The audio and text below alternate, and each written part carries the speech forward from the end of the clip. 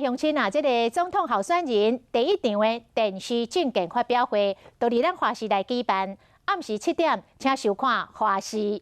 那这个中选会主委李进勇嘛亲身来到华视看早，要确认这个发表会顺利进行。依据候选人报道的顺序来进行抽签。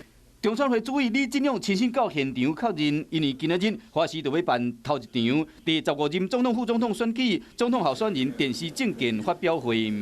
今天呢，我们跟华视公司还有相关的单位到现场来进行勘查，那么也要做一些必要的演练。这摆甲较早的政见发表会无同款，配合中选会规定，这个镜面手语的孔有较大，互民众看较清楚。因为3位候选人的身高不同，因此特别准备了台阶，要让候选人的身高视觉看起来一致。这摆政见发表会，华视总动员完成舞台设计、起舞台、软硬体拢交齐全，要确保全部完美顺利。若是每一个政党的候选人事先拢有做相当的功课。我们幕僚就是彼此有在讨论。我们俩继续彩虹赢下去。阴暗7点就收看华视总统候选人政见发表会，来看郭台铭的攻防正面对决。